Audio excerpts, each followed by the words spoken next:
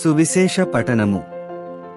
Mark సువార్త 4వ అధ్యాయము 26వ వచనం నుంచి 34వ వచనం వరకు. ఆయన ఇంకను వారితో ఇట్లనెను, దేవుని రాజ్యము ఇట్లున్నది.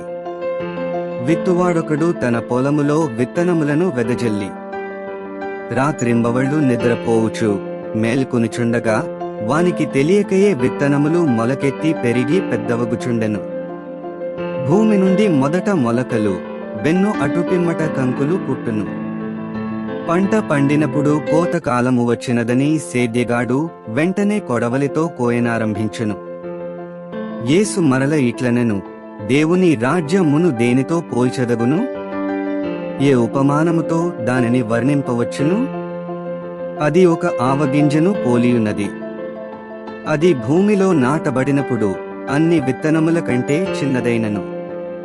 పెరిగి పెద్దదైనప్పుడు మొక్కలన్నిటికంటే పెద్దదై కొమ్మలతో రెమ్మలతో ఒప్పుచుండును. ఆకాశ పక్షులు దాని కొమ్మలలో గూళ్లు కట్టుకుని నివసించును. ప్రజలు గ్రహింపగలిగినంతవరకు అనేక ఉపమానముల ద్వారా యేసు వారికిట్లు బోధించెను.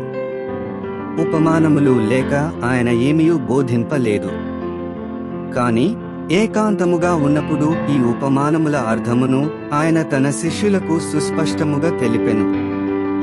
ఇది ప్రభువు సువిశేషము.